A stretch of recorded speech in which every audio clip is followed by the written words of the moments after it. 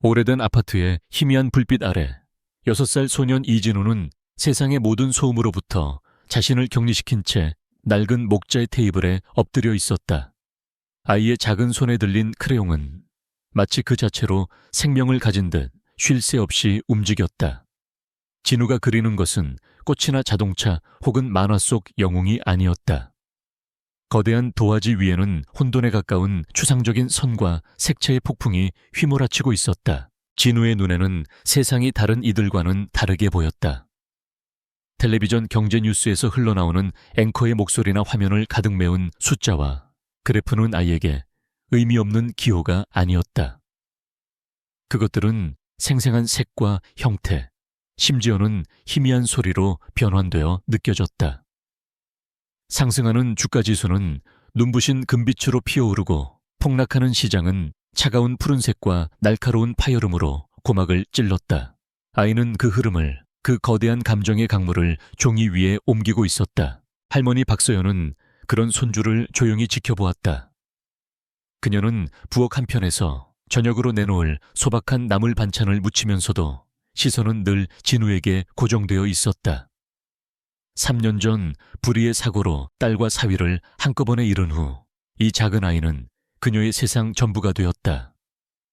진우는 그날 이후로 말을 거의 하지 않았고 오직 그림을 그릴 때만 살아있는 듯 보였다. 서연은 손주의 그림을 이해할 수 없었지만 그것이 아이가 세상과 소통하는 유일한 창구임을 알기에 묵묵히 지지해줄 뿐이었다. 그날 저녁도 여느 때와 다르지 않았다. 진우는 저녁 식사를 마친 후 다시 자신의 그림 세계로 빠져들었고 서연은 낡은 가구들을 닦으며 집안을 정리했다. 그러다 그녀의 손길이 먼지 쌓인 벽장 깊숙한 곳에 놓인 낡은 상자 위에서 멈췄다. 세상을 떠난 사위의 유품이 담긴 상자였다. 그동안 차마 열어볼 용기가 나지 않았지만 오늘은 무언가에 이끌린 듯 그녀는 조심스럽게 상자를 꺼내어 거실 바닥에 내려놓았다. 상자 안에는 사위가 생전에 아끼던 낡은 만년필 가족사진 몇 장, 그리고 두툼한 가죽 표지의 노트가 들어있었다. 박서연은 조심스럽게 노트를 펼쳤다. 그 안에는 사위의 단정한 필체로 날짜와 함께 수많은 숫자와 기록들이 빽빽하게 적혀 있었다. 처음에는 그저 평범한 업무 일지라고 생각했다. 하지만 페이지를 넘길수록 내용은 점점 더 절박하고 고통스러운 감정으로 가득 차기 시작했다. 사위가 운영하던 작은 부품 회사가 어떻게 거대한 자본의 공격 앞에 무너져 내렸는지가 노트에는 생생하게 기록되어 있었다. 그 중심에는 RS 캐피탈이라는 이름이 붉은 잉크로 여러 번 동그라미 쳐져 있었다. 최태석이라는 이름도 함께였다. 노트는 단순한 기록이 아니었다. 그것은 교묘한 주가 조작, 악의적인 허위 정보 유포, 그리고 법망을 교묘히 피해가는 약탈적인 기업 사냥의 모든 과정을 담은 한 남자의 처절한 증언이었다. 박서연의 손이 가늘게 떨리기 시작했다. 그녀는 그제야 딸과 사위의 죽음이 단순한 사고가 아닐 수도 있다는 끔찍한 의심에 사로잡혔다. 그들은 회사의 부도로 인한 극심한 스트레스와 절망 속에서 운전대를 잡았다. 노트의 마지막 장에는 거의 휘갈겨 쓴 듯한 문장이 남아 있었다. 그들은 모든 것을 앗아갔다. 우리의 꿈, 우리의 미래, 그리고 우리의 희망까지도. 최태석 신이 있다면 당신을 용서하지 않을 것이다. 그 순간 거실의 낡은 텔레비전에서 경제 뉴스가 흘러나오고 있었다. 화면에는 성공한 기업인의 모습으로 인터뷰에 응하고 있는 한 남자의 얼굴이 클로즈업되었다. 그는 자신감 넘치는 미소를 지으며 시장 경제의 순기능에 대해 열변을 토하고 있었다. 그의 이름은 최태석 RS 캐피탈의 대표였다. 박서연은 숨을 쉴 수가 없었다. 사위를 죽음으로 내몬 악마가 바로 저 얼굴이었던 것이다. 분노와 슬픔으로 온몸이 차갑게 식어갈 때였다. 텔레비전 화면을 가만히 응시하던 진우가 갑자기 크레용을 집어들고 새로운 종이에 무언가를 미친 듯이 그리기 시작했다. 아이의 손에서 피어나는 것은 짙고 탁한 회색의 소용돌이였다. 그 소용돌이는 화면 속 최태석의 얼굴 주변을 감싸며 점점 더 거대해졌고 그 중심에서는 마치 뱀의 눈처럼 섬뜩한 붉은 빛이 번뜩이고 있었다. 박서연은 손주의 그림과 텔레비전 화면 그리고 손에 들린 사위의 노트를 번갈아 보았다. 이전까지는 의미를 알 수 없었던 혼돈의 그림들이 하나의 거대한 그림으로 맞춰지는 듯 단 전율이 그녀의 등줄기를 타고 흘렀다.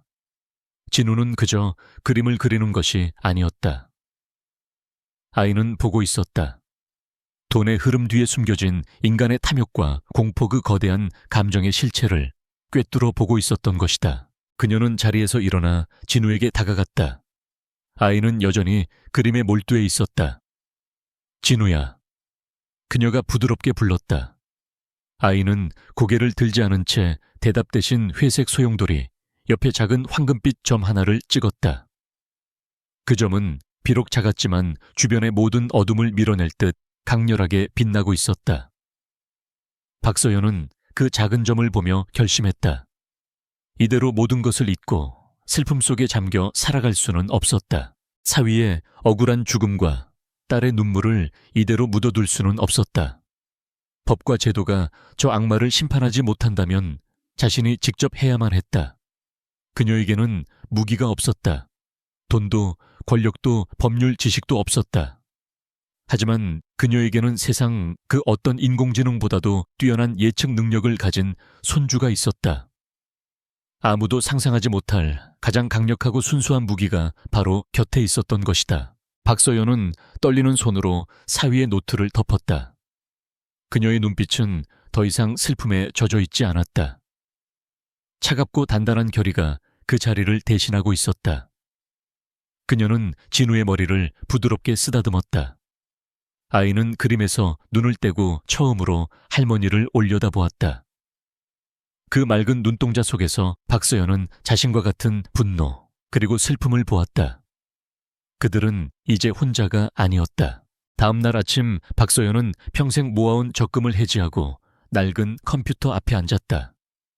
그녀는 주식 계좌를 개설했다. 계좌의 이름은 오라클이었다. 세상의 눈에는 그저 평범한 노인과 6살 배기 손자로 보일 것이다. 누구도 이 작은 아파트 안에서 거대한 금융제국의 심장을 향한 복수의 칼날이 조용히 벼려지고 있다는 사실을 상상조차 하지 못할 터였다. 그녀는 진우가 어젯밤 그렸던 그림을 컴퓨터 옆에 펼쳐놓았다. 탁한 회색 소용돌이와 그 옆에서 빛나던 작은 황금빛 점. 박서연은 그림이 가리키는 의미를 완벽하게 이해할 수는 없었다. 하지만 그녀는 믿었다.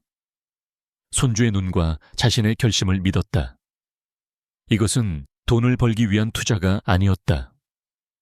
이것은 전쟁의 시작이었다. 거대한 골리앗을 향한 세상에서 가장 작고 연약한 다윗의 선전포고였다. 박서연은 마우스를 쥔 손에 힘을 주었다. 그녀는 진우가 찍어놓은 황금빛 점이 상징하는 작은 회사의 주식을 매수하기 시작했다. 시장의 그 누구도 주목하지 않는 아레스 캐피탈의 거대한 그림자에 가려진 작은 회사였다. 그러나 진우는 보았고 할머니는 믿었다.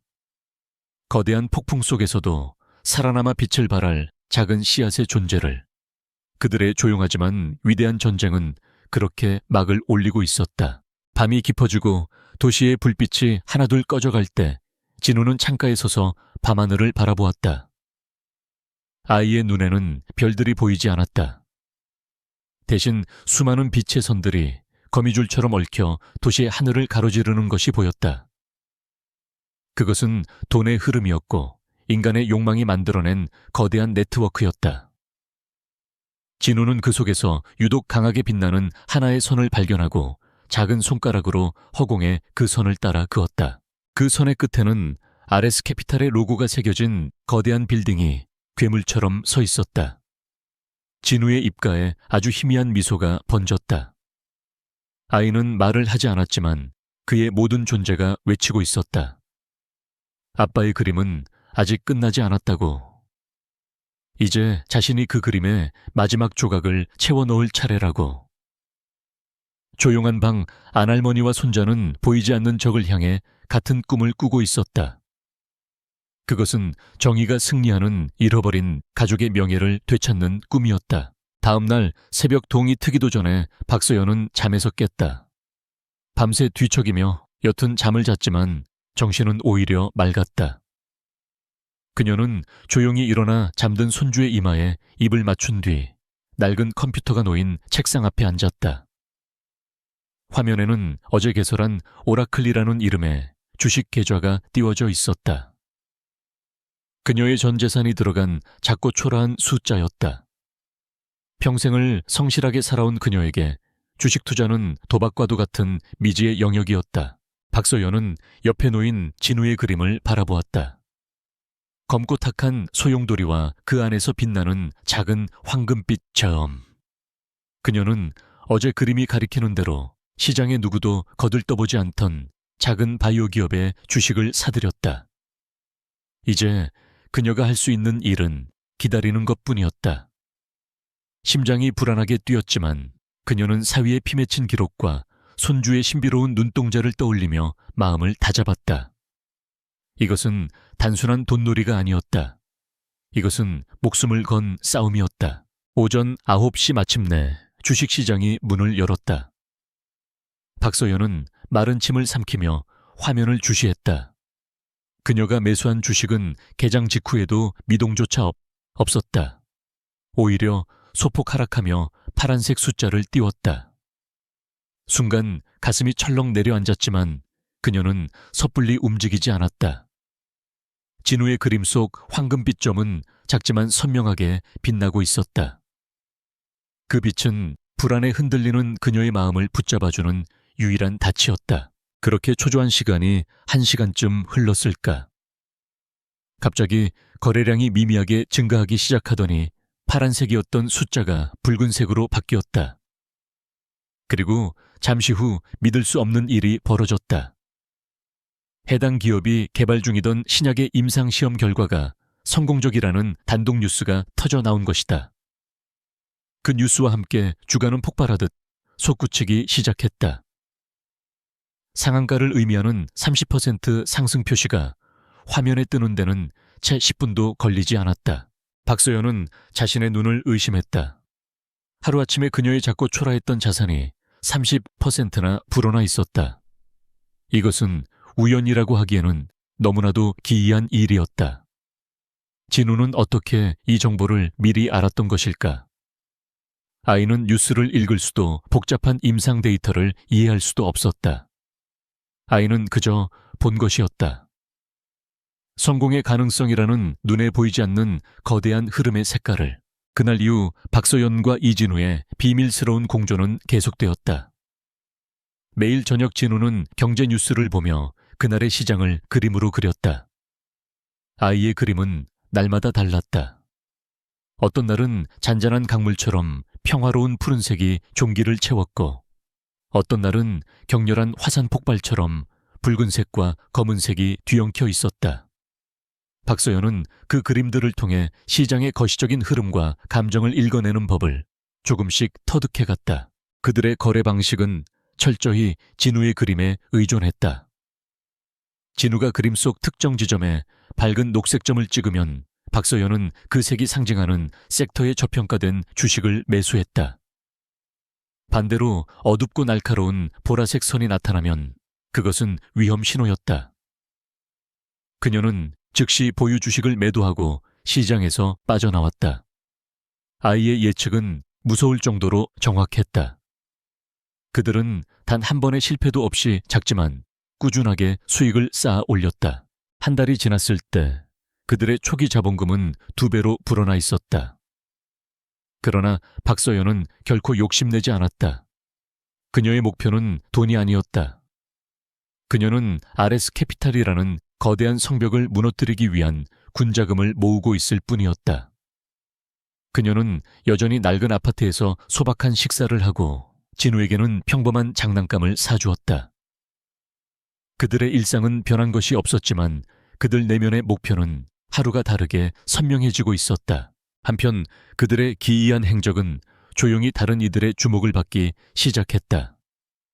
국내 최대 주식 투자 커뮤니티의 한 게시판에 흥미로운 글이 하나 올라왔다.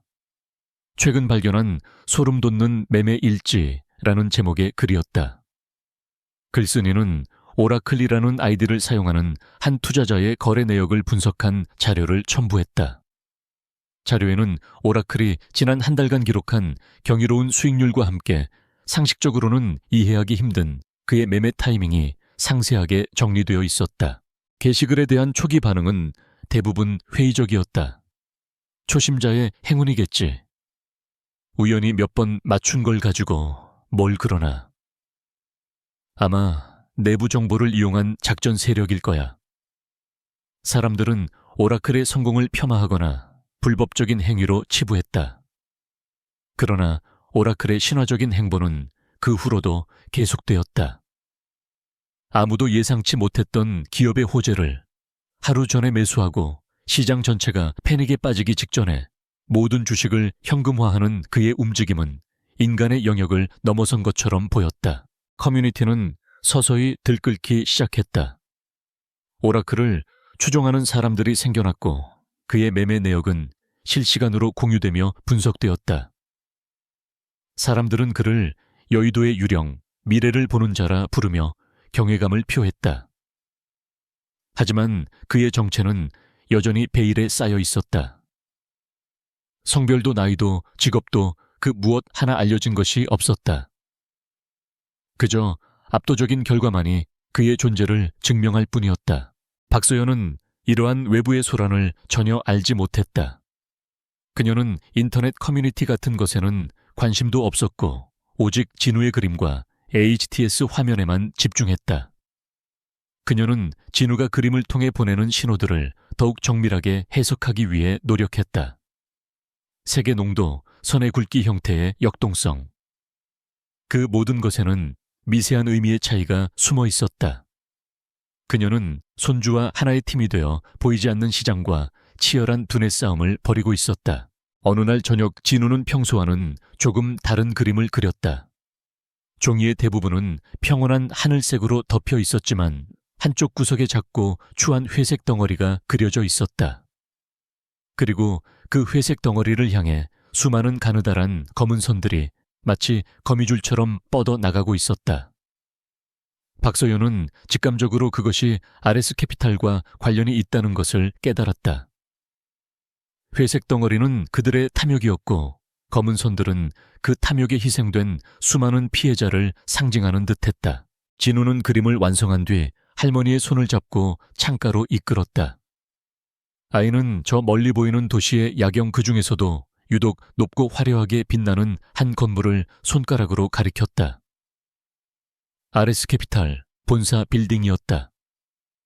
아이는 아무 말도 하지 않았지만 그 눈빛은 모든 것을 말하고 있었다. 우리의 적은 저곳에 있다고. 이제 첫 번째 날개를 펼쳤으니 저 괴물의 심장을 향해 날아오를 준비를 해야 한다고. 박소연은 손주의 작은 어깨를 감싸 안았다. 차가운 밤 공기가 창문을 통해 스며들었지만 그녀는 조금도 춥지 않았다. 오히려 뜨거운 불덩이가 가슴속에서 타오르는 듯했다. 지난 한 달은 단순한 자본 축적의 시간이 아니었다. 그것은 할머니와 손자가 서로의 상처를 보듬고 하나의 목표를 향해 완벽하게 호흡을 맞추는 과정이었다. 나비의 작은 날갯짓이 태풍을 일으키듯 그들의 조용한 복수는 이제 거대한 폭풍의 눈을 향해 나아가기 시작하고 있었다. 서울의 심장부 테헤란로의 스카이라인을 압도하는 유리와 강철의 거대한 탑. 그 최상층에 위치한 아레스캐피탈의 트레이딩 룸은 마치 미래 세계의 우주선 함교를 연상시켰다. 사방의 벽면은 바닥부터 천장까지 거대한 데이터 스크린으로 뒤덮여 있었고 그 위로는 전 세계 금융시장의 데이터가 붉은색과 푸른색의 빗줄기가 되어 쉴 새 없이 흘러내렸다. 이곳은 인간의 감정이 배제된 오직 냉정한 계산과 알고리즘만이 지배하는 신전이었다. 이 신전의 중심에는 크로노스라 불리는 아레스캐피탈의 자체 개발 인공지능 시스템이 있었다. 크로노스는 시장의 미세한 변동과 수십억 개의 변수를 실시간으로 분석하여 최적의 투자 포트폴리오를 구성하고 심지어는 인간의 심리를 역이용하는 고도의 알고리즘 매매를 수행했다. RS 캐피탈의 직원들에게 크로노스는 단순한 도구가 아니었다. 그것은 시장을 지배하는 신탁이자 그들의 성공을 보장하는 절대적인 존재였다. 퀀트 분석팀의 젊은 애널리스트 김민재는 그날도 크로노스가 뱉어내는 방대한 데이터를 모니터링하고 있었다. 그의 임무는 시스템이 원활하게 작동하는지 감시하고 예측 모델에서 발생하는 미세한 오차를 찾아내 수정하는 것이었다. 대부분의 시간은 지루할 정도로 평온했다. 크로노스는 거의 완벽에 가까웠기 때문이다. 하지만 그날 아침 김민재는 자신의 모니터에서 아주 작지만 기이한 이상 신호를 발견했다.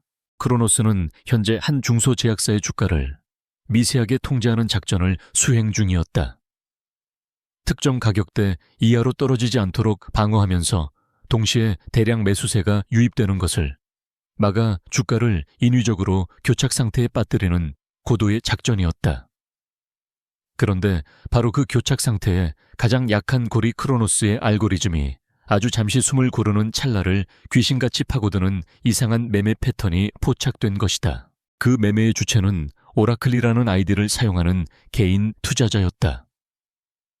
거래 금액은 RS 캐피탈이 움직이는 자금에 비하면 먼지 수준에 불과했다. 하지만 문제는 그 타이밍이었다.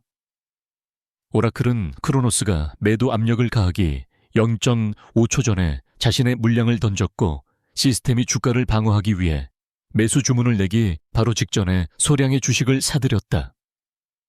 마치 크로노스의 다음 수를 미리 읽고 있는 듯한 움직임이었다. 김민재는 처음에는 단순한 우연의 일치라고 생각했다. 수많은 개인 투자자들이 시장에 참여하고 있으니 어쩌다 한두 번 알고리즘의 패턴과 맞아떨어지는 경우가 있을 수도 있었다. 그는 가볍게 여기고 보고서에 사소한 노이즈 발생이라고 기록했다.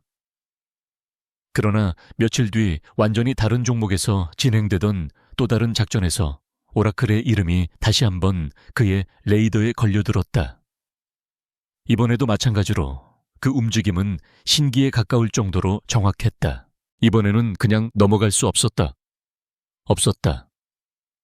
김민재는 오라클의 지난 한 달간의 모든 거래 기록을 데이터베이스에서 추출하여 분석하기 시작했다. 결과는 충격적이었다. 오라클은 단 한 번의 손실도 없이 100%에 가까운 승률을 기록하고 있었다. 거래 규모는 작았지만 그가 선택한 종목과 매매 타이밍은 RS 캐피탈의 극비 작전들과 기묘할 정도로 여러 번 겹쳤다. 마치 거인의 발치에서 조용히 빵 부스러기를 줍는 생쥐처럼 오라클은 RS의 움직임을 교묘하게 이용해 이익을 취하고 있었다. 김민재는 이 분석 보고서를 팀장에게 제출했다. 팀장은 코웃음을 쳤다. 김대리, 이런 사소한 일에 시간 낭비하지 말게. 그냥 운 좋은 아마추어거나 우리 쪽 정보가 어디선가 아주 조금씩 새고 있는 거겠지. 거래액을 봐. 우리 하루이자 수익도 안 되는 돈이야. 그의 반응은 RS 캐피탈의 모든 구성원이 공유하는 오만함의 반영이었다. 그들은 자신들 외의 모든 시장 참여자를 자신들의 놀이터에서 노는 개미 정도로 취급했다. 하지만 김민재의 찝찝함은 가시지 않았다. 이것은 단순한 행운이나 정보 유출과는 차원이 다른 문제처럼 느껴졌다. 정보 유출이라면 특정 작전에 국한되어야 하는데 오라클의 움직임은 여러 작전에 걸쳐 전방위적으로 나타나고 있었다. 그리고 그 타이밍은 내부 정보를 받은 인간이 반응할 수 있는 속도를 넘어서는 것처럼 보였다. 결국 이 보고서는 몇 단계의 결제 라인을 거쳐 마침내 신전의 가장 높은 곳 최태석 대표의 책상 위로 올라갔다. 최태석은 통유리 너머로 서울의 정영이 한눈에 내려다 보이는 자신의 집무실에서 보고서를 읽었다. 그의 얼굴에는 지루함과 약간의 흥미가 뒤섞인 미소가 떠올랐다. 그는 시장을 거대한 체스판으로 여겼고 자신은 그 판을 지배하는 유일한 플레이어라고 생각했다. 크로노스는 그의 의지를 관철시키는 가장 강력한 말이었고, 다른 모든 투자자는 그가 언제든지 치워버릴 수 있는 폰에 불과했다. 오라클이라 이름 한번 거창하군. 최태석은 헛웃음을 터뜨렸다. 그는 부하 직원의 과민 반응이라고 생각했다. 세상에는 가끔 이해할 수 없는 행운을 가진 자들이 있기 마련이었다. 그는 보고서를 옆으로 밀쳐두고 더 중요한 사안들에 집중했다. 그에게 오라클은 길가의 조약돌보다도 못한 존재였다. 그의 관심은 오직 거대한 기업들을 사냥하고 경쟁 펀드들을 무너뜨리는 것에만 쏠려 있었다.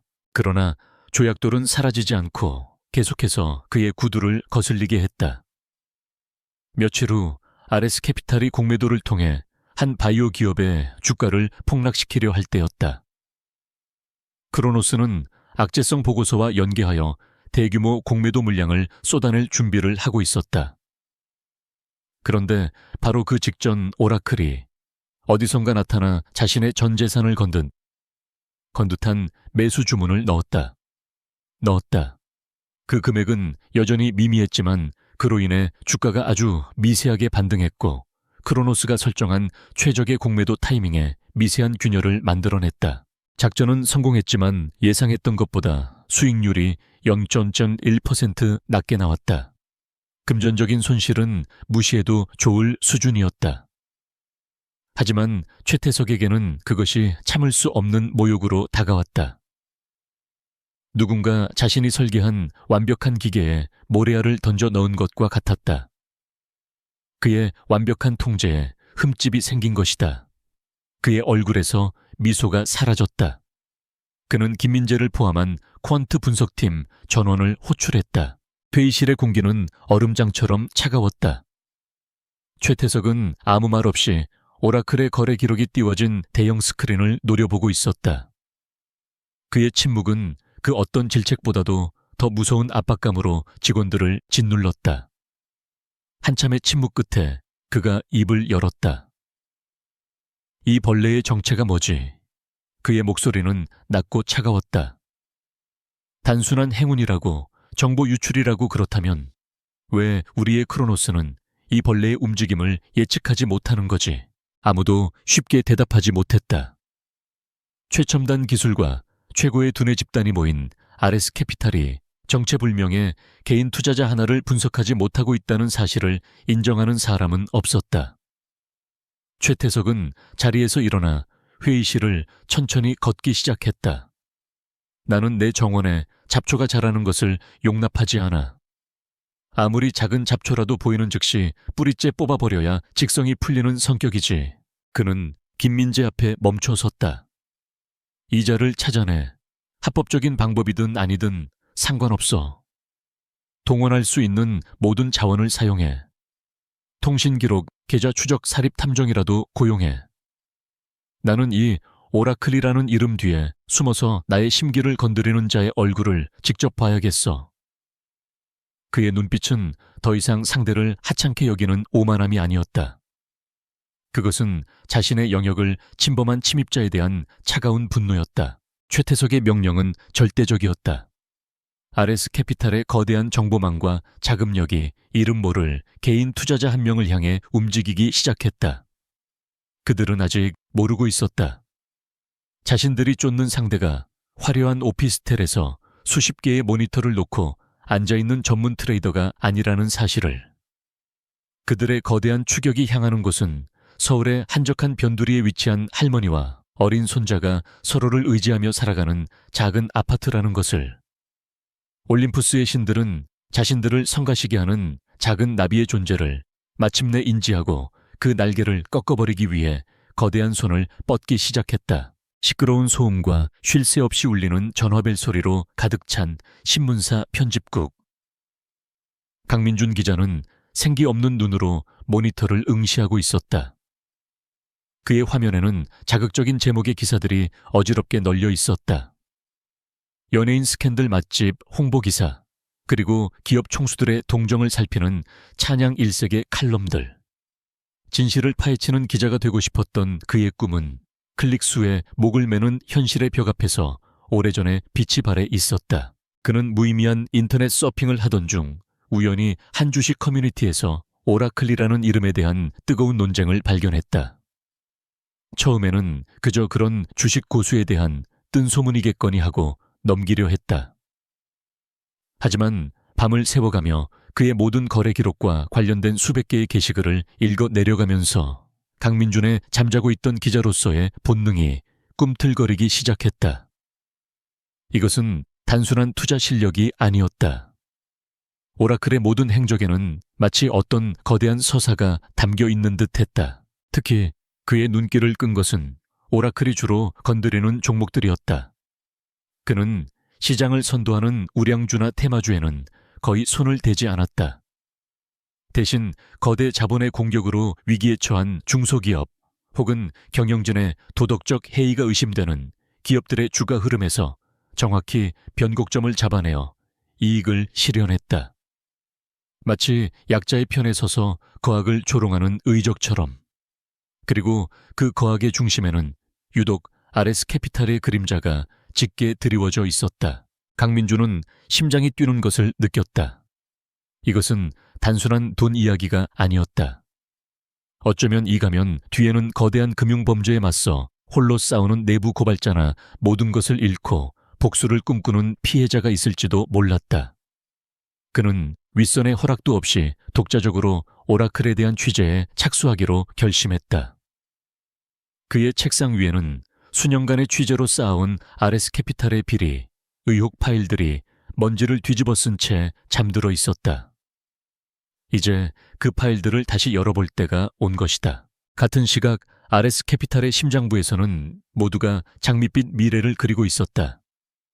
크로노스는 시장의 모든 지표가 강력한 상승장을 가리키고 있다고 분석했고 대부분의 포트폴리오는 공격적인 매수 포지션으로 채워져 있었다. 최태석은 만족스러운 미소를 지으며 자신의 제국이 나날이 팽창하는 것을 즐기고 있었다. 그에게 시장의 작은 조정이나 하락은 더 이상 고려 대상이 아니었다. 그의 시스템은 완벽했기 때문이다. 하지만 박소연의 작은 아파트에서는 전혀 다른 그림이 그려지고 있었다.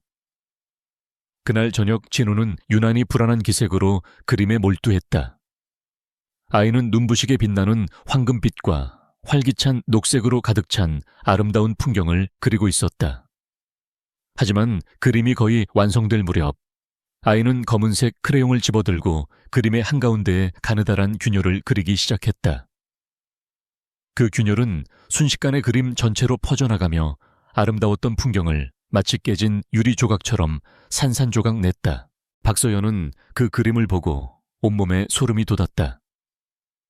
그것은 명백한 붕괴의 전조였다. 지금까지 진우의 그림은 단 한 번도 틀린 적이 없었다. 그녀는 망설이지 않았다.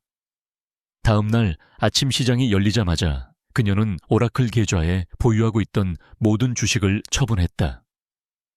지난 몇 달간 쌓아 올린 이자는 제법 규모가 커진 수익이었다.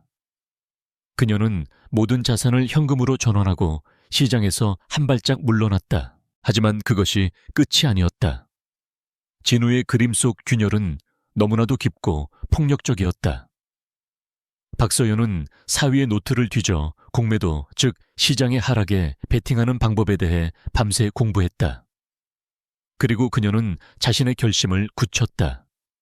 그녀는 축적한 자산의 상당 부분을 이용하여 코스피 지수의 하락에 베팅하는 인버스 상품을 매수했다. 시장의 모든 전문가와 인공지능이 낙관론을 펼치고 있을 때 그녀는 세상에서 가장 거대한 흐름에 역행하는 도박을 감행한 것이다. 그리고 사흘 뒤 세상은 뒤집혔다. 누구도 예상치 못했던 중동 지역의 지정학적 리스크가 갑작스럽게 터져 나오면서 국제 유가가 폭등하고 글로벌 금융시장은 공포에 휩싸였다. 한국 증시는 개장과 동시에 수직으로 낙하했다. 투자자들의 비명이 온 세상을 뒤덮었고 거리의 전광판은 온통 절망적인 파란색으로 물들었다. 단 하루 만에 수십조 원의 돈이 공중으로 증발해버렸다. RS 캐피탈도 그 재앙을 피하지 못했다. 지나치게 낙관적이었던 크로노스의 예측은 완전히 빗나갔고 공격적인 매수 포지션은 그대로 거대한 손실로 이어졌다. 물론 그들의 거대한 자산 규모에 비하면 치명적인 타격은 아니었다. 하지만 문제는 완벽한 신이라 믿었던 크로노스가 시장의 흐름을 완전히 놓쳤다는 사실이었다. 그리고 그 실패는 RS 캐피탈의 명성에 지울 수 없는 흠집을 남겼다. 최태석은 자신의 집무실에서 분노로 부들부들 떨고 있었다. 금전적 손실 때문이 아니었다. 자신의 시스템이 자신의 판단이 틀렸다는 것을 인정할 수 없었기 때문이다. 그때 김민재가 거의 울상이 된 얼굴로 새로운 보고서를 들고 뛰어 들어왔다. 보고서의 내용은 간단했다. 시장의 모두가 돈을 잃고 있을 때 단 하나의 계좌만이 천문학적인 수익을 올렸다는 내용이었다. 바로 오라클이었다. 오라클은 폭락장이 시작되기 직전에 모든 주식을 처분했고 심지어는 시장의 하락에 정확하게 베팅하여 하룻밤 사이에 자산을 몇 배로 불렸다.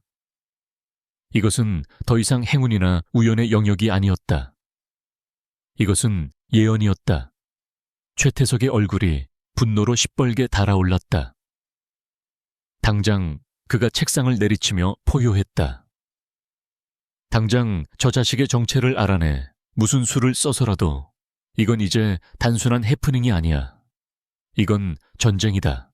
최태석의 분노는 RS 캐피탈이라는 거대한 사냥개를 광포하게 만들었다. 이전까지의 소극적인 조사는 모두 중단되었다. 국내 최고의 해커들로 구성된 사이버 보안팀, 전직 국정원 출신들로 이루어진 정보 분석팀이 오라클 추적 작전에 투입되었다. 그들은 증권사와 금융감독기관의 압력을 넣어 오라클의 계좌 정보를 빼내려 시도했고 인터넷 회선을 역추적하여 그의 물리적인 위치를 파악하기 위해 혈안이 되었다. 한편 강민준의 취재 역시 새로운 국면을 맞이하고 있었다. 시장 붕괴를 정확히 예측한 오라클의 행적은 그의 심정을 확신으로 바꾸어 놓았다. 그는 오라클이 처음 거래했던 작은 바이오 기업부터 시작하여 그가 거쳐간 모든 기업들의 과거 기록을 샅샅이 뒤지기 시작했다. 그러다 그는 마침내 하나의 결정적인 연결고리를 찾아냈다. 오라클의 초기 거래 종목들 상당수가 몇 년 전 RS 캐피탈에 의해 적대적 M&A를 당하거나 부도 처리된 회사들이었다는 공통점이었다. 그리고 그중 한 회사의 이름이 강민준의 심장을 멎게 했다. 바로 3년 전 의문의 교통사고로 사망한 젊은 CEO가 운영하던 작은 부품 회사였다. 당시 경찰은 과로와 스트레스로 인한 운전 미숙으로 결론 내렸지만 업계에서는 RS 캐피탈의 무자비한 공격으로 회사가 파산한 것이 직접적인 원인이라는 소문이 파다했다. 강민준은 사망한 CEO의 이름을 검색했다. 그리고 그의 가족관계를 확인하는 순간 온몸에 전율이 흘렀다. 그에게는 어린 아들이 하나 있었다. 두 개의 거대한 추격이 서로 다른 목적을 가진 채 이제 하나의 종착점을 향해 빠르게 접근하고 있었다. 한쪽은 상대를 파멸시키려는 증오에 불타고 있었고 다른 한쪽은 진실을 밝히려는 열망에 사로잡혀 있었다. 그리고 그 모든 추격의 중심에 있는 박서연은 자신들에게 다가오는 위험을 아직 알지 못한 채 창밖을 보며 조용히 기도하고 있었다. 부디 이 복수가 끝나고 손주가 평범한 아이의 삶을 되찾을 수 있는 날이 오게 해달라고. 그러나 운명의 폭풍은 이미 그녀의 작은 집 문턱까지 다가와 있었다. 최태석의 분노가 담긴 명령은 거대한 기계에 톱니바퀴를 움직이기 시작했다. RS 캐피탈의 법무팀은 증권사에 전방위적인 압력을 가했다. 그들은 금융 시스템의 안정을 해치는 잠재적 시장 교란 행위자라는 명분을 내세웠고 비공식적인 경로를 통해 감독기관의 고위 관계자까지 동원했다. 결국 철옹성 같던 개인정보 보호의 벽에 균열이 생겼다. 며칠 후 오라클 예자 소유주의 신상 정보가 최태석의 책상 위에 올라왔다. 정보를 확인한 최태석과 그의 참모들은 당혹감을 감추지 못했다. 박서연, 68세 여성, 직업 없음, 주소지는 서울 변두리의 넓고 작은 서민 아파트.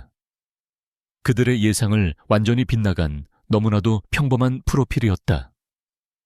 그들은 당연히 거대한 자본을 운용하는 경쟁 헤지펀드나 시스템에 불만을 품은 천재 해커 같은 존재를 상상했다. 하지만 그들 앞에 나타난 것은 손주를 돌보며 연금으로 살아갈 법한 힘없는 노인이었다. 이게 말이 된다고 생각하나? 최태석이 정보팀장을 차갑게 쏘아붙였다. 이 늙은이가 크로노스의 알고리즘을 읽고 시장 붕괴를 예측했단 말인가? 이건 위장이다. 이 여자 뒤에 진짜 오라클이 숨어 있다. 이 여자는 그저 명의를 빌려준 껍데기에 불과해. 당장 저 여자의 주변 인물, 가족관계, 과거, 행적까지 샅샅이 뒤져. 먼지 한 톨까지 전부 다 털어내. 최태석의 명령에 따라 전직 특수요원 출신들로 구성된 사설 정보팀이 박서연의 아파트 주변에 잠복하기 시작했다. 그들은 통신회사 직원을 위장해 아파트 단자함에 접근했고 환경미화원으로 변장하여 그녀의 쓰레기를 뒤졌다. 동네 상인들에게는 길 잃은 가족을 찾는 척하며 그녀의 일상에 대해 캐물었다. 보이지 않는 거미줄이 박서연의 조용한 삶을 옥죄기 시작했다. 박서연은 처음에는 아무것도 눈치채지 못했다. 하지만 며칠이 지나면서 그녀는 설명할 수 없는 위화감을 느끼기 시작했다. 아파트 복도에서 마주치는 낯선 얼굴들이 부쩍 늘어난 것 같았다. 장을 보러 가는 길에 며칠째 같은 자리에 주차되어 있는 검은색 승합차가 신경 쓰였다. 어느 날부터인가는 집 전화에서 미세한 잡음이 들리는 듯했고 인터넷 속도도 눈에 띄게 느려졌다. 그녀의 불안감은 손주 진우의 그림을 통해 더욱 증폭되었다. 진우는 더 이상 주식시장의 흐름을 그리지 않았다. 아이의 도화지 위에는 온통 지켜보는 눈동자들이 가득했다. 창문 밖에서 문틈 사이에서 심지어는 천장 위에서도 수많은 눈들이 자신들을 내려다보는 섬뜩한 그림이었다. 또한 거대한 거미가 집을 중심으로 겹겹이 거미줄을 치는 그림을 그리기도 했다. 아이는 본능적으로 자신들에게 다가오는 위험의 실체를 느끼고 있었다. 박소연은 이제 확신했다. 그들이 쫓아오고 있다는 것을. 아레스 캐피탈이라는 거대한 괴물이 마침내 자신들의 존재를 눈치챘다는 것을. 그녀는 두려움에 몸을 떨었지만 여기서 무너질 수는 없었다.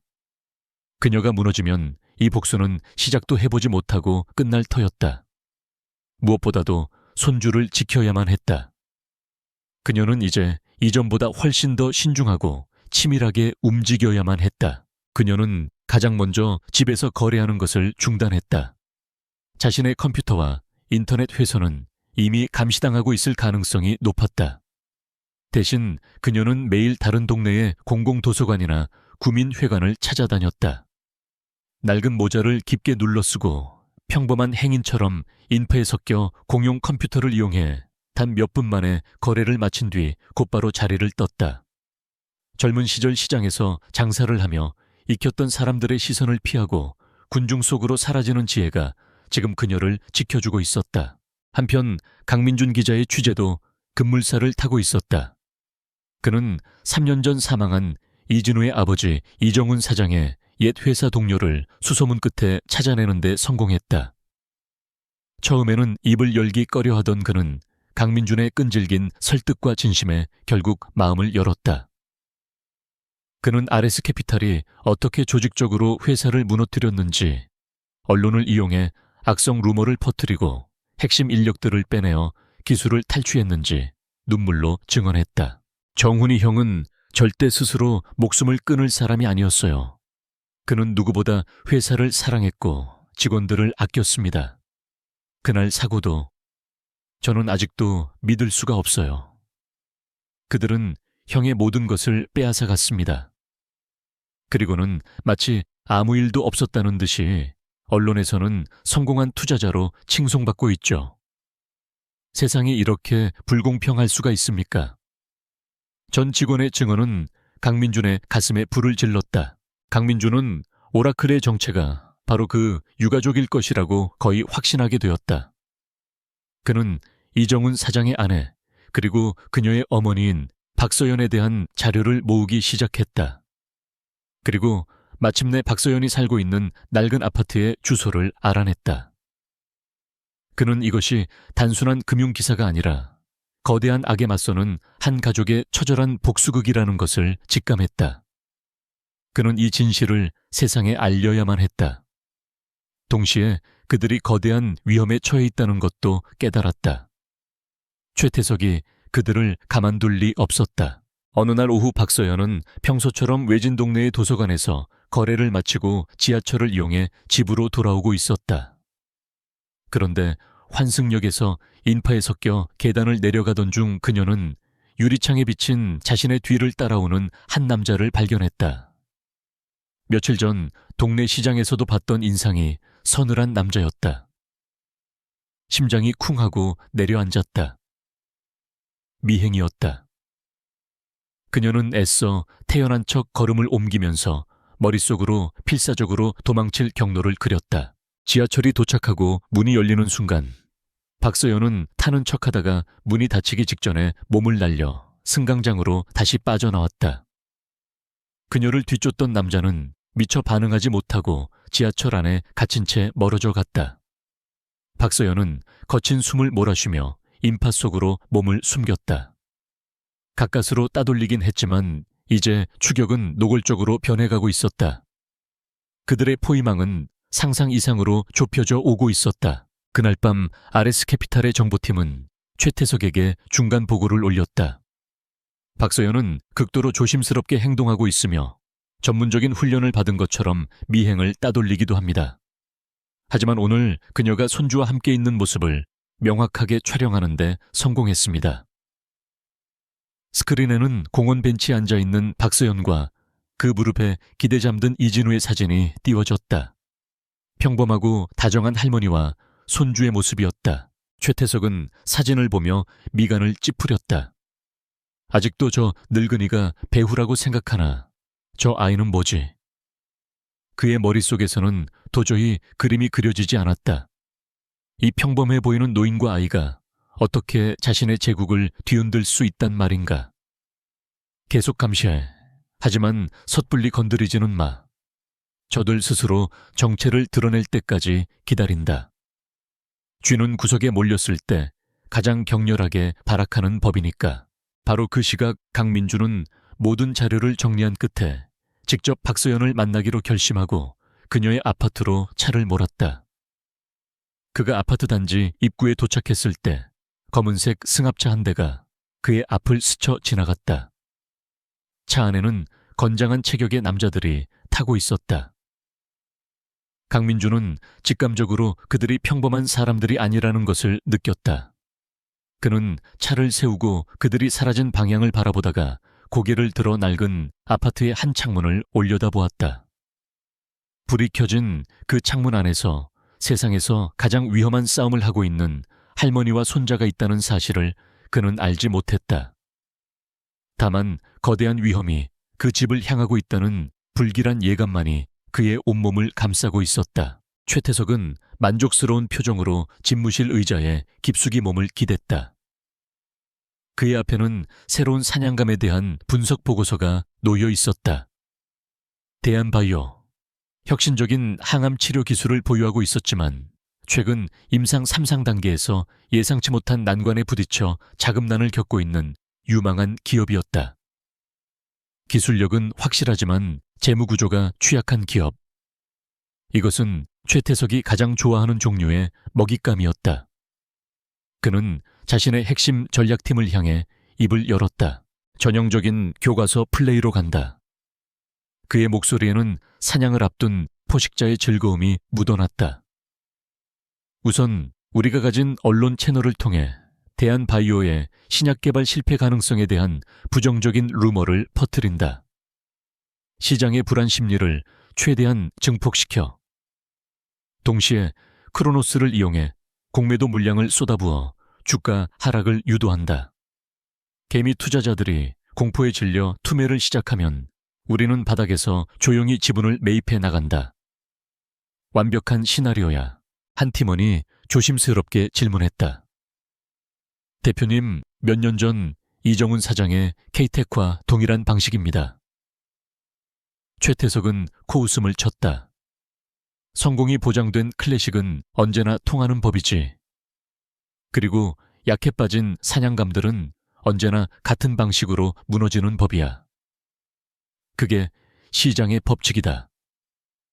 대한바이오의 경영진도 이정훈처럼 곧 백기를 들고 우리에게 회사를 헐값에 넘기게 될 거다. 준비들 해. 그의 말에는 과거의 희생자에 대한 일말의 죄책감도 찾아볼 수 없었다. 오직 성공에 대한 탐욕만이 번뜩일 뿐이었다. 그 시각 박서연의 아파트에서는 진우가 텔레비전 앞에 웅크리고 앉아 있었다. 경제 채널에서는 마침 대한바이오의 위기를 다루는 특집 방송이 나오고 있었다. 화면에 대한바이오의 로고와 연구소 정령이 비치는 순간 진우의 몸이 미세하게 굳어졌다. 아이의 눈동자가 흔들리기 시작했고 호흡이 가빠졌다. 아이의 눈에는 텔레비전 화면이 보이지 않았다. 대신 잊고 싶었던 과거의 끔찍한 색채가 눈앞에 되살아나고 있었다. 아이가 기억하는 아빠의 마지막 몇 달은 온통 병적인 회색과 기생충처럼 꿈틀거리는 검은 선들로 가득했다. 아빠의 서재에서, 아빠의 얼굴에서 진우는 늘 그 색깔들을 보았다. 그리고 지금 텔레비전 속 대한 바이오라는 이름 주위로 바로 그 죽음의 색깔들이 똑같이 피어오르고 있었다. 그것은 단순한 패턴의 인식이 아니었다. 그것은 뼛속 깊이 새겨진 트라우마의 재현이었다. 진우는 떨리는 손으로 크레용을 집어들었지만 아무것도 그릴 수 없었다. 아이는 그저 작은 목소리로 잊었던 단어를 내뱉었다. 아빠. 그 작은 속삭임은 박서연의 심장에 비수처럼 꽂혔다. 그녀는 손주의 창백한 얼굴과 공포에 질린 눈을 보고 모든 것을 즉시 깨달았다. 올 것이 왔구나. 그들이 최태석이 또다시 같은 짓을 저지르고 있구나. 이전까지는 막연한 복수심이었다면 이제는 눈앞에서 벌어지는 또 다른 비극을 막아야 한다는 절박한 사명감이 그녀의 온몸을 지배했다. 그녀는 더 이상 숨어서 싸울 수 없었다. 이것은 그들이 기다려온 그리고 반드시 승리해야만 하는 결정적인 전쟁터였다. 박서연은 결심했다. 지난 몇 달간 오라클의 이름으로 벌어들인 모든 것을 이 싸움에 쏟아붓기로. 이것은 위험한 도박이었다. 실패하면 그들은 모든 것을 잃고 길거리에 나앉게 될지도 몰랐다. 하지만 그녀는 두렵지 않았다. 사위의 억울한 죽음 딸의 눈물, 그리고 손주의 고통을 생각하면 두려움 따위는 사치였다. 그녀는 진우를 끌어안으며 속삭였다. 괜찮아, 아가. 이제 할머니가 우리가 아빠처럼 당하고만 있지는 않을 거야. 절대로. 한편 강민준 기자는 깊은 고민에 빠져 있었다. 박서연과 이진우가 오라클의 배후라는 확신은 있었지만 어떻게 그들에게 접근해야 할지 막막했다. 이미 미행당하고 있는 그들에게 섣불리 다가가는 것은 그들을 더 큰 위험에 빠뜨리는 일이 될 수 있었다. 그는 고민 끝에 가장 고전적이고 조심스러운 방법을 선택했다. 그는 이정훈 사장이 생전에 사용하던 낡은 이메일 계정을 찾아냈다. 휴면 상태일 가능성이 높았지만 지푸라기라도 잡는 심정이었다. 그는 자신의 신분을 밝히지 않은 채 공용 와이파이를 이용해 익명의 이메일을 작성했다. 이정훈 사장님의 억울한 죽음에 대한 진실을 찾고 있는 사람입니다. 그는 오라클이나 주식에 대한 이야기는 한마디도 꺼내지 않았다. 대신 경찰 기록에도 없는 오직 내부자만이 알 수 있는 K텍 파산 과정의 비열한 진실 몇 가지를 암시하듯 언급했다. 당신이 혼자 싸우고 있다는 것을 압니다. 하지만 거대한 벽을 무너뜨리려면 외부의 도움이 필요합니다. 진실을 밝힐 의지가 있으시다면 이 보안 메신저로 연락 주십시오. 박서연이 그 메일을 확인한 것은 다음 날 새벽이었다. 처음에는 RS 캐피탈이 보낸 함정일 것이라고 의심했다. 그녀는 컴퓨터를 꺼버리고 애써 무시하려 했지만 메일의 내용이 머릿속을 떠나지 않았다. 메일 속에 언급된 내용은 사위의 노트 가장 깊숙한 곳에 적혀있던 세상에 알려지지 않은 사실이었다. 함정이라면 이렇게까지 세세한 정보를 알 리가 없었다. 그녀는 밤새 잠 못 이루고 고민했다. 혼자서는 이길 수 없는 싸움. 하지만 누구를 믿을 수 있단 말인가? 다음날 아침 그녀는 진우가 그리고 있는 그림을 보았다. 어둡고 거대한 벽 앞에 홀로 서 있는 작은 사람.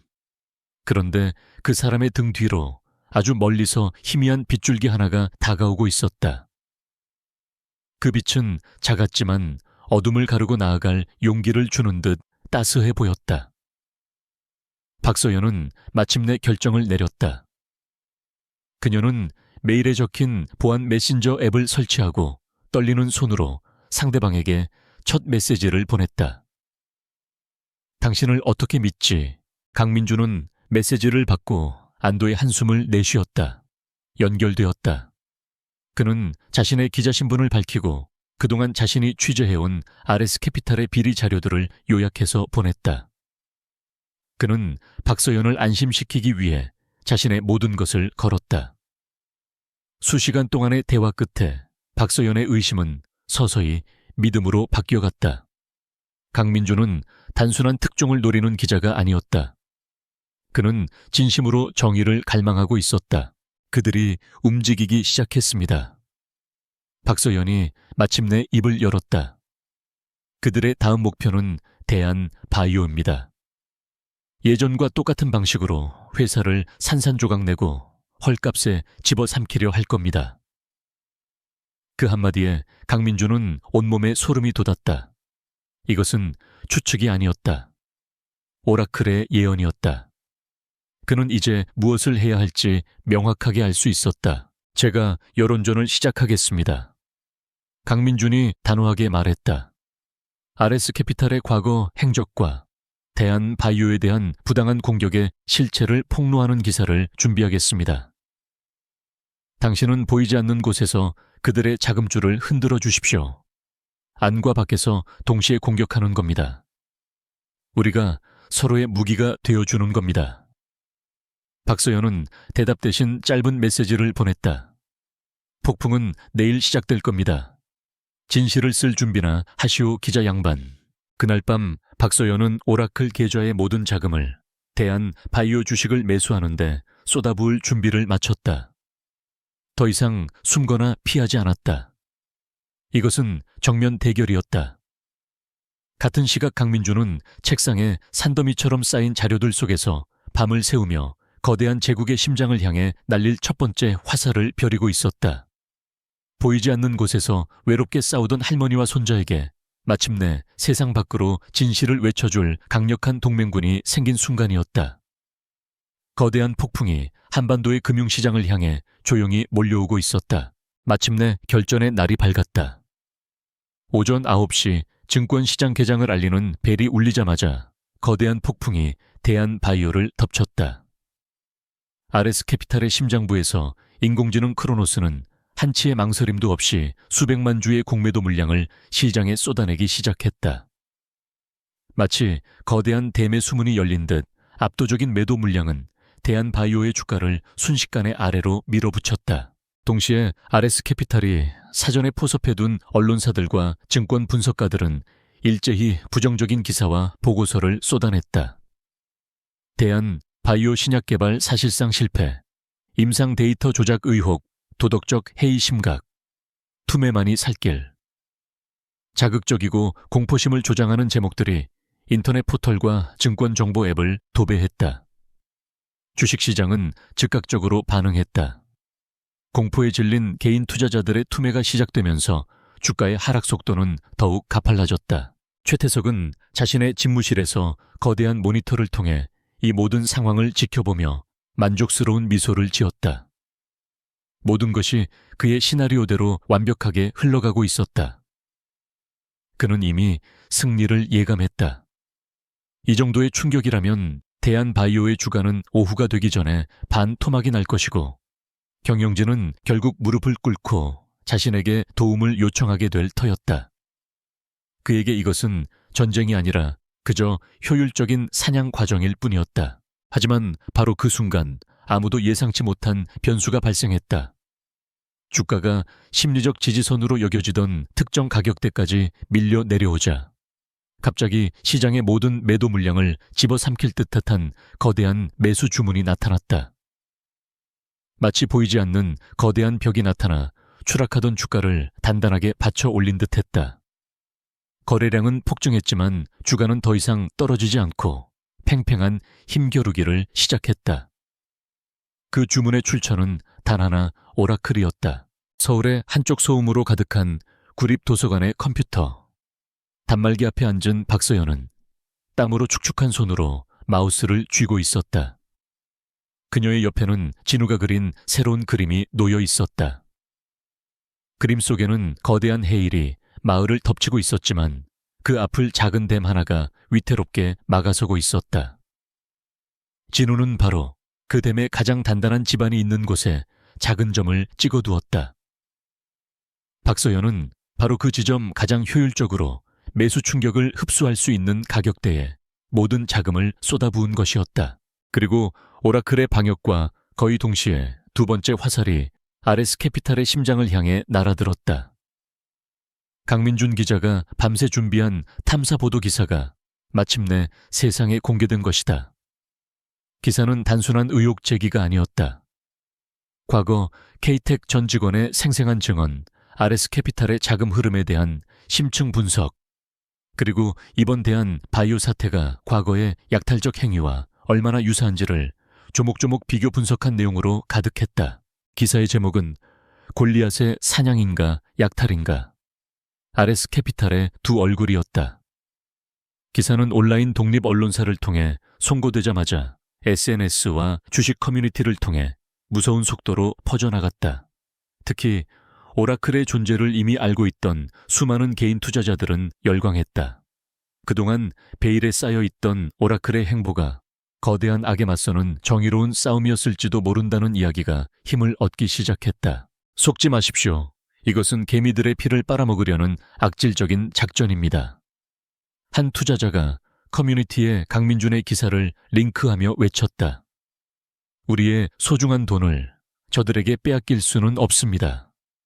대한 바이오를 지킵시다. 우리도 싸울 수 있다는 것을 보여줍시다. 그 외침은 거대한 공감대를 형성했다. 분노한 개인 투자자들, 이른바 개미 군단이 움직이기 시작했다. 그들은 약속이라도 한 듯 각자의 소중한 자금을 모아 대한 바이오의 주식을 한 주 두 주씩 사들이기 시작했다. 개개인의 매수량은 미미했지만 수십만 명이 모이자 그 힘은 태산과도 같았다. RS 캐피탈이 대규모 매도 폭탄을 투하하면 오라클이 전략적 지점에서 거대한 방패로 막아서고 그 틈을 타 개미 군단이 파도처럼 밀려들어와 매수세를 더하는 기이한 전선이 형성되었다. RS 캐피탈의 트레이딩 룸은 혼란에 빠졌다. 크로노스는 개인 투자자들의 비이성적인 집단 행동을 예측하지 못했다. 시스템은 계속해서 주가가 하락할 것이라고 분석했지만 현실은 달랐다. 주가는 떨어질만 하면 기적적으로 반등했고 거래량은 사상 최고치를 경신하며 들끓었다. 끌었다. 최태석의 얼굴에서 미소가 사라진 지는 오래였다. 그는 믿을 수 없다는 표정으로 모니터를 노려보았다. 대체 무슨 일이 벌어지고 있는 거야? 최태석이 버럭 소리를 질렀다. 매도 물량을 2배로 늘려 저 버러지 같은 개미들이 공포를 느끼게 만들어 자금은 무한대로 지원할 테니 무조건 주가를 끌어내려. 그의 명령에 따라 RS 캐피탈은 더욱 거센 공격을 퍼부었다. 하지만 상황은 나아지지 않았다. 오히려 개미 군단의 저항은 더욱 거세졌고 오라클은 여전히 신출귀몰한 타이밍에 나타나 전황의 균형을 맞추었다. 이것은 더 이상 자본의 논리로 움직이는 싸움이 아니었다. 이것은 분노와 희망이 맞서는 감정의 전쟁이었다. 강민준은 편집국에서 실시간으로 전황을 중계하며 여론을 이끌었다. 그는 대한바이오의 기술력이 얼마나 뛰어난지, 그리고 이 기술이 무사히 상용화될 경우 얼마나 많은 생명을 구할 수 있는지를 알리는 후속 기사를 내보내며 싸움의 정당성을 부여했다. 마침내 오후 3시 30분 격렬했던 하루의 거래가 끝났음을 알리는 패장벨이 울렸다. 최종 결과는 모두의 예상을 뒤엎었다. RS캐피탈의 파산 공세에도 불구하고 대한바이오의 주가는 전일 대비 소폭 하락하는 데 그쳤다. 이것은 사실상 오라클과 개미 군단의 위대한 승리였다. 그들은 골리앗의 공격을 온몸으로 막아낸 것이었다. 최태석은 싸늘하게 식은 자신의 집무실에서 홀로 창밖을 내려다보고 있었다. 그는 오늘 하루에만 계획보다 훨씬 많은 천문학적인 자금을 쏟아부었다. 하지만 얻은 것은 아무것도 없었다. 오히려 그의 완벽했던 사냥 계획에 흠집만 났고 시장의 조롱거리로 전락할 위기에 처했다. 그의 자존심은 산산조각 났다. 분노가 그의 이성을 잠식하기 시작했다. 그는 비서에게 전화를 걸어 차갑게 명령했다. 내일 우리는 더 이상 규칙대로 싸우지 않는다. 수단과 방법을 가리지 말고 저것들을 전부 짓밟아버려. 그의 눈은 복수심으로 이글거리고 있었다. 규칙을 어긴 괴물은 이제 스스로 더 끔찍한 괴물이 되기로 결심한 것이다. 두 번째 결전의 날. 주식시장은 전날의 열기가 채 가시지 않은 채 팽팽한 긴장감 속에서 문을 열었다. 개장과 동시에 대한 바이오의 주식은 또다시 격전의 중심지가 되었다. RS캐피탈은 전날보다 더욱 거센 매도 물량을 쏟아냈지만 오라클을 중심으로 뭉친 개미. 군단의 저항 역시 만만치 않았다. 강민준 기자의 기사로 인해 이제 이 싸움은 단순한 주가 방어를 넘어 거대 자본의 횡포에 맞서는 정의로운 성전으로 여겨지고 있었다.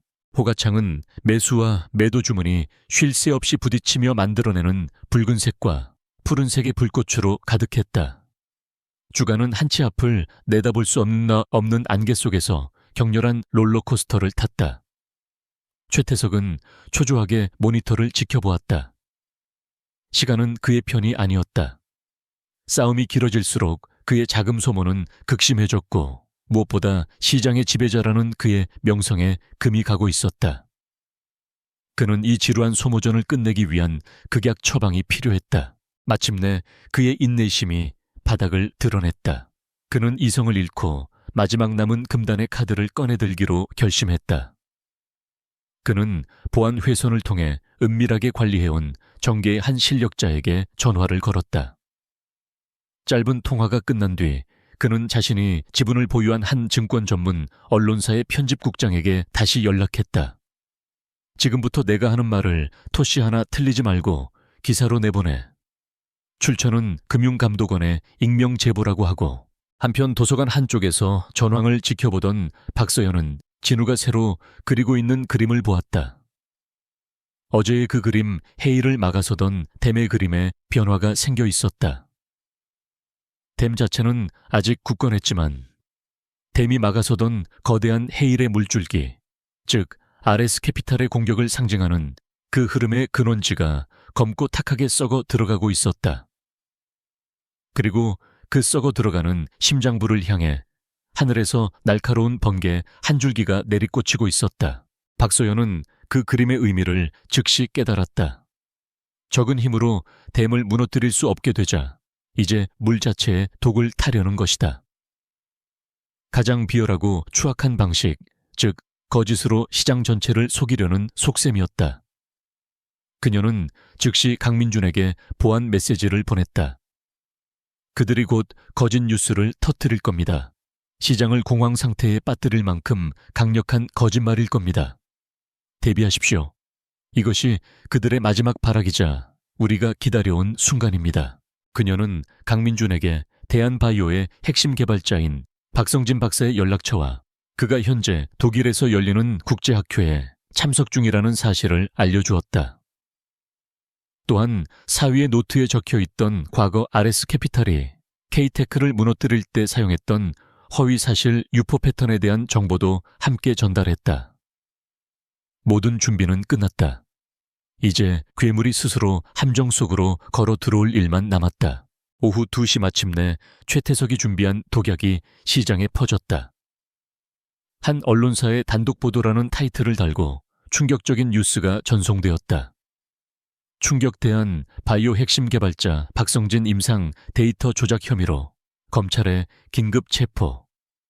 기사는 매우 구체적이고 사실적으로 작성되어 있었다. 익명의 금감원 관계자의 말을 인용하여 신약 개발 프로젝트가 전면 중단될 위기에 처했다는 내용까지 덧붙여져 있었다. 시장은 핵폭탄을 맞은 듯 반응했다. 루머가 아닌 언론사의 공식적인 보도였다. 개미 군단을 지탱하던 마지막 희망과 신뢰가 무너져 내렸다. 공포에 질린 투매 물량이 쓰나미처럼 쏟아져 나왔고 대한 바이오의 주가는 순식간에 수직으로 곤두박질 쳤다. 불과 몇 분 만에 주가는 하한가까지 추락했다. RS캐피탈의 트레이딩 룸에서는 마침내 승리의 함성이 터져 나왔다. 최태석은 일그러진 미소를 지으며 샴페인을 터뜨렸다. 하지만 그의 승리는 정확히 3분 천하였다. 바로 그 순간 강민준 기자의 방역이 시작되었다. 그의 기사는 팩트체크, RS캐피탈의 거짓 뉴스는 어떻게 만들어졌나 라는 제목으로 인터넷에 공개되었다. 기사는 방금 전 시장을 뒤흔든 뉴스가 완벽한 허위 사실임을 증명하는 반박 자료들로 가득했다. 첫째 기사에는 강민준 기자가 독일 학회 현장에 박성진 박사와 실시간으로 영상통화를 하는 장면이 담겨 있었다. 박성진 박사는 서울에서 체포되었다는 뉴스를 보며 황당한 웃음을 짓고 있었다. 둘째, 해당 뉴스를 최초 보도한 언론사가 사실상 RS캐피탈의 위장 계열사이며 과거에도 여러 차례 RS캐피탈을 위해 허위 정보를 유포한 전력이 있음을 폭로했다. 그리고 마지막 결정타. 강민준은 증권거래소의 내부 정보원으로부터 입수한 데이터를 공개했다.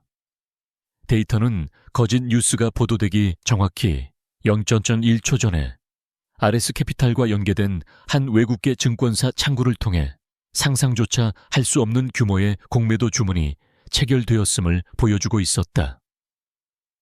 이것은 미공개 정보 이용 및 시세 조종이라는 빼도 박도 못할 불법 행위의 명백한 증거였다. 강민준의 기사가 공개되자마자 시장의 분위기는 180도 뒤바뀌었다. 분노한 투자자들의 매수세가 폭발적으로 유입되기 시작했다.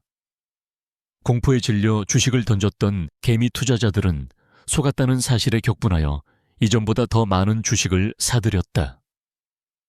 상황이 역전되자 이제는 하한가에 대규모 공매도 주문을 걸어놓았던 RS캐피탈이 패닉에 빠졌다. 주가는 하한가에서 순식간에 상한가로 치솟는 주식 역사상 전례 없는 기적적인 반등을 보여주었다. 이것은 숏 스퀴즈였다. 주가 하락을 예상하고 주식을 빌려서 판 공매도 세력들이 주가가 폭등하자 빌린 주식을 갚기 위해 울며 겨자 먹기로 시장에서 주식을 사들여야 하는 최악의 상황. 그로 인해 주가 상승세는 더욱 가속화되었다.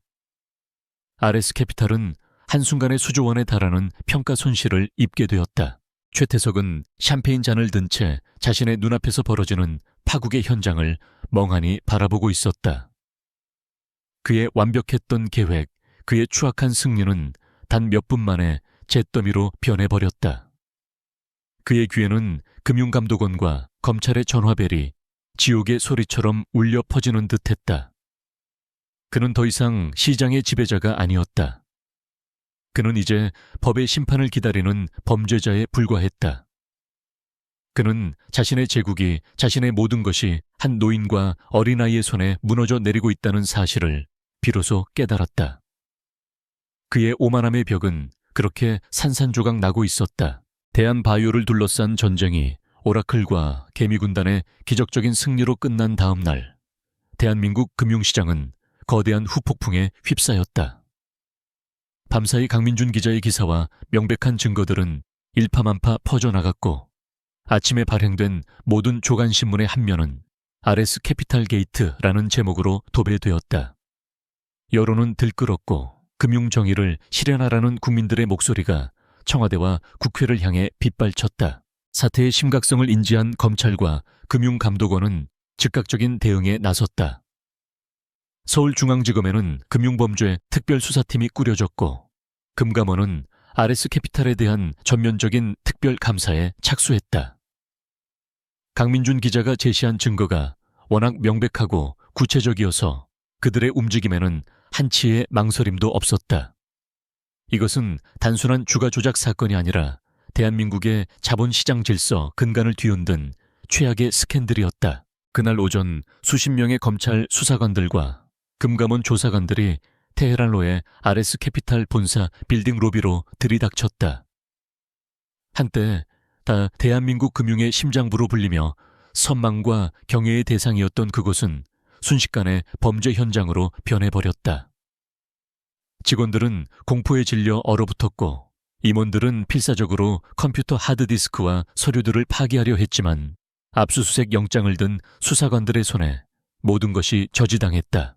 최태석은 자신의 집무실에서 이 모든 광경을 묵묵히 지켜보고 있었다. 그는 저항하지 않았다. 이미 모든 것이 끝났다는 것을 직감했기 때문이었다. 그의 얼굴에는 어떠한 감정도 떠오르지 않았다. 오직 모든 것을 잃은 자의 공허함만이 깃들어 있었다. 수사관들이 그의 컴퓨터와 개인 금고를 봉인하고 그에게 소환장을 내밀었을 때도 그는 기계적으로 고개를 끄덕일 뿐이었다. 한때 신처럼 군림했던 제왕의 초라한 최후였다. 법적인 제재는 금융시장에서의 붕괴로 즉각 이어졌다. RS캐피탈의 불법 행위가 만천에 드러나자 펀드에 돈을 맡겼던 국내외 기관 투자자들과 거액 자산가들은 썰물처럼 자금을 빼내가기 시작했다. 펀드 환매 요청이 폭주하면서 RS캐피탈은 유동성 위기에 직면했다. 그들은 환매 자금을 마련하기 위해 보유하고 있던 주식들을 헐값의 시장에 내다 팔아야만 했다. 이것은 죽음의 소용돌이였다. 주식을 팔수록 펀드 수익률은 악화되었고 악화된 수익률은 다시 펀드론을 가속화시켰다. 지난 수년간 그들이 다른 기업들을 사냥할 때 사용했던 바로 그 방식. 그대로 이제는 자신들이 시장의 하이에나들에게 물어뜯기는 신세가 된 것이다. 탐욕으로 쌓아 올린 거대한 제국은 신뢰라는 주춧돌이 빠지자 단 며칠 만에 모래성처럼 허무하게 무너져 내렸다. 이 모든 과정의 중심에는 강민준 기자가 있었다. 그는 일약 국민 기자로 떠올랐다. 그의 기사는 언론이 가진 힘의 가장 긍정적인 사례로 평가받았고 그는 수많은 언론상을 휩쓸었다. 하지만 그는 영광에 취해 있지 않았다. 그는 검찰 특수수사팀의 핵심 참고인으로서 자신이 수년간 모아온 RS캐피탈의 모든 비리 자료와 취재 내용을 수사팀에 제공하며 수사를 도왔다. 특히 그는 이 사건이 단순한 금융범죄로 끝나서는 안 된다고 주장했다. 그는 K텍 이정훈 사장의 비극적인 죽음을 다시 공론화시켰다. 최태석의 탐욕이 어떻게 한 가정을 무참히 파괴했는지, 그리고 그 뒤에 남겨진 유가족들이 어떤 고통 속에서 살아야 했는지를 심층적으로 보도했다. 세상 사람들은 비로소 오라클이라는 이름 뒤에 숨겨진 슬픈 사연에 귀를 기울이기 시작했다. 며칠 후 최태석은 피의자 신분으로 검찰에 소환되었다. 그는 대한민국 최고의 변호인단을 꾸려 혐의를 부인하려 했지만 증거는 너무나도 명백했다. 특히 강민준이 확보한 내부자들의 증언과 오라클, 즉 박서연이 검찰에 익명으로 제공한 사위의 비망록은 결정적인 증거가 되었다. 최태석의 오만했던 얼굴은 초췌하게 변해갔고 그의 모든 방어 논리는 검찰의 날카로운 추궁 앞에 힘없이 무너졌다. 이 모든 소란의 한가운데서 박서연과 진우는 자신들의 작은 아파트에서 조용히 세상을 지켜보고 있었다. 그들은 뉴스를 통해 최태석이 무너지는 모습을 보았다. 하지만 그들의 얼굴에는 기쁨이나 환희의 빛이 없었다. 그저 길고 길었던 싸움이 끝났다는 안도감, 그리고 모든 것을 잃어버린 과거에 대한 깊은 슬픔만이 조용히 흐를 뿐이었다. 정의는 실현되었지만 그 어떤 것도 죽은 딸과 사위를 되돌릴 수는 없었다. 박서연은 모든 목적을 완수한 오라클 계좌를 조용히 해지했다. 계좌에 남은 막대한 수익금의 대부분은 익명으로 사회에 환원했다. 그녀는 자신과 손주가 평범하게 살아갈 수 있을 정도의 돈만 남겼다. 그들에게 돈은 복수를 위한 수단이었을 뿐 결코 목적이 아니었기 때문이다. 이제 그들의 전쟁은 끝났다. 남은 것은 상처를 치유하고 새로운 삶을 시작하는 것이었다. 그리고 마침내 운명의 날이 왔다. 검찰은 최태석에 대한 구속영장을 청구했고 법원은 증거 인멸 및 도주의 우려가 있다며 영장을 발부했다. 그날 저녁 모든 방송사의 9시 뉴스는 속보를 통해 최태석의 구속 소식을 전했다. 텔레비전 화면에는 수갑을 찬 채 고개를 숙이고 검찰청사를 나서는 최태석의 모습이 클로즈업되었다. 한때 세상을 호령했던 그의 모습은 어디에도 없었다. 박서연은 그 모습을 가만히 지켜보던 진우의 어깨를 조용히 감싸 안았다. 아이는 아무 말도 하지 않았지만 그렁그렁한 눈물이 아이의 뺨을 타고 흘러내렸다. 그것은 슬픔의 눈물이 아니었다. 은거리졌던 아픔과 하늘 씻어내는 정화의 눈물이었다. 길고 어두웠던 터널의 끝에서 마침내 한 줄기 빛이 그들의 작은 집을 비추고 있었다. 과거의 망령은 이제 심판의 쇠사슬에 묶여 영원한 어둠 속으로 사라지고 있었다. 최태석의 제국이 무너져 내린 지 몇 달의 시간이 흘렀다. 그동안 세상은 많은 것이 변했다. RS 캐피탈 게이트는 대한민국 사회에 거대한 경종을 울렸고 불공정한 금융시장 질서를 바로잡기 위한 제도적 개혁의 신호탄이 되었다.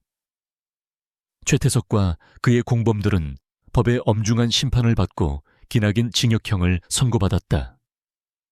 한때 세상을 호령했던 거인의 이름은 이제 사람들의 기억 속에서 서서히 잊혀가고 있었다. 차가운 감옥의 독방 안에서 최태석은 멍하니 창밖의 작은 하늘을 바라보고 있었다. 그는 모든 것을 잃었다. 돈명의 권력, 그리고 그를 따르던 수많은 사람들까지. 하지만 그는 여전히 자신이 왜 패배했는지 이해하지 못했다. 그의 머릿속에는 오직 한 가지 의문만이 맴돌았다. 어떻게 일개 노인과 어린아이가 자신이 수십 년간 쌓아 올린 철옹성을 무너뜨릴 수 있었을까? 그는 끝내 그 답을 찾지 못한 채 자신의 오만함이 만들어낸 감옥 속에서 영원히 고립될 운명이었다. 반면 강민준 기자의 삶은 새로운 전기를 맞았다.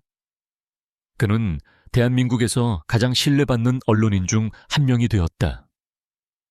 수많은 대형 언론사에서 파격적인 조건으로 스카우트 제의가 들어왔지만 그는 모두 거절했다. 대신 그는 동료 몇 명과 함께 작은 독립 언론사를 차렸다. 거대 자본과 권력의 눈치를 보지 않고 오직 진실과 사회적 약자의 편에 서서 싸우는 탐사보도 전문 매체였다. 어느 화창한 가을날 오후 강민주는 작은 과일 바구니를 들고 박서연의 아파트를 찾았다. 그는 더 이상 특종을 쫓는 기자가 아닌 한 사람의 좋은 친구로서 그들을 찾아왔다. 낡은 아파트는 예전 그대로였지만 그곳을 감돌던 무겁고 서늘한 공기는 온데간데 없었다. 대신 따스한 햇살과 은은한 된장찌개 냄새가 집안을 가득 채우고 있었다. 박서연은 예전보다 훨씬 편안하고 온화한 미소로 그를 맞았다. 그녀의 얼굴에 깊게 패여있던 슬픔의 그늘은 이제 많이 옅어져 있었다. 어서 와요, 강 기자. 아니, 이제는 강 대표라고 불러야 하나. 그녀의 농담에 강민준도 마주 웃었다. 그는 잠시 주변을 두리번거리며 물었다. 진우는 어디 있습니까? 오늘은 그림을 그리고 있지 않네요. 박소연은 창밖을 가리켰다. 아파트 앞 작은 놀이터에서 진우가 다른 아이들과 어울려 웃고 떠들며 미끄럼틀을 타고 있었다. 말을 거의 하지 않던 예전의 모습은 찾아볼 수 없었다. 아이는 이제 평범한 6살 배기 소년의 모습으로 돌아와 있었다. 그 모습을 바라보는 강민준의 눈시울이 뜨거워졌다. 이제 말을 하기 시작했군요. 를 하기. 네. 박소연이 고개를 끄덕였다. 그날 이후로 최태석이 구속되던 그날 밤 이후로 아이는 마치 긴 잠에서 깨어난 것처럼 변했어요. 더 이상 무서운 꿈을 꾸지도 않고 어두운 그림을 그리지도 않아요. 그녀의 목소리에는 깊은 감사와 안도감이 묻어 있었다. 진우를 짓누르고 있던 거대한 트라우마의 족쇄가 마침내 풀려난 것이었다. 진우의 특별한 능력은 사라지지 않았다. 아이는 여전히 세상을 다른 이들과는 다른 방식으로 보고 느꼈다. 하지만 이제 아이의 눈에 비치는 세상은 더 이상 혼란스러운 숫자와 탐욕의 색채로 가득한 전쟁터가 아니었다. 아이는 친구의 웃음소리에서 무지갯빛 색깔을 보았고 흘러가는 구름의 모양에서 아름다운 멜로디를 들었다. 아이를 올가매던 저주는 세상을 더욱 풍요롭게 느끼게 해주는 축복으로 변해 있었다. 강민주는 박소연과 한참 동안 담소를 나누다 자리에서 일어났다. 그는 떠나기 전 놀이터에서 흙투성이가 된 채 달려오는 진우와 마주쳤다. 아이는 이제 그를 경계하지 않았다. 진우는 강민준을 향해 수줍게 웃으며 꾸벅 인사를 했다. 강민준은 허리를 숙여 아이와 눈을 맞추었다. 진우야, 앞으로도 지금처럼 씩씩하고 건강하게 자라야 한다. 아이는 대답 대신 힘차게 고개를 끄덕였다. 그 맑은 눈동자 속에는 더 이상 과거의 그림자가 없었다. 아파트를 나서며 강민주는 진우가 할머니에게 달려가 안기는 모습을 뒤돌아보았다. 그는 깨달았다. 자신이 목격한 것은 단순한 금융범죄 사건이 아니었다는 것을. 그것은 가장 깊은 절망 속에서도 희망을 포기하지 않았던 한 가족의 위대한 사랑 이야기였다는 것을. 그리고 자신은 그 위대한 이야기의 작은 조력자였을 뿐이라는 사실에 깊은 겸허함을 느꼈다. 이야기의 마지막 장면은 그로부터 다시 몇 주가 흐른 뒤에 어느 주말 오후였다. 박서연은 작은 텃밭에 물을 주고 있었고 진우는 그 옆에 돗자리에 앉아 스케치북에 무언가를 그리고 있었다. 아이는 이전과는 비교할 수 없을 정도로 그림에 깊이 몰두해 있었다. 박서연은 손주가 또 어떤 경이로운 추상화를 그리고 있을지 궁금해져 조용히 다가가 스케치북을 들여다보았다. 그러나 스케치북에 그려진 그림은 그녀의 예상을 완전히 벗어난 것이었다. 그 안에는 더 이상 복잡한 선과 현란한 색채의 폭풍이 없었다. 대신 서툴지만 정성이 가득 담긴 사람들의 모습이 그려져 있었다. 환하게 웃고 있는 할머니 인자한 미소의 아빠, 그리고 따뜻한 눈빛의 엄마, 그리고 그 세 사람의 손을 꼭 잡고 있는 작은 아이, 바로 자기 자신의 모습이었다. 그림의 배경에는 커다랗고 붉은 태양이 모든 것을 따스하게 비추고 있었다. 박서연은 숨을 멈췄다. 아이가 사람을 그린 것은, 가족을 그린 것은 이번이 처음이었다. 그녀의 눈에서 뜨거운 눈물이 흘러내렸다. 그림을 완성한 진호는 고개를 들어 할머니를 보며 활짝 웃었다. 세상 그 어떤 보석보다도 찬란하게 빛나는 순수한 아이의 미소였다. 아이는 더 이상 인공지능보다 빠른 두뇌를 가진 소년이 아니었다. 그는 그저 할머니를 그리고 하늘에 있는 부모님을 사랑하는 평범한 아이 이진우였다. 길고 길었던 폭풍이 지나간 자리에 마침내 찬란한 무지개가 떠오르고 있었다.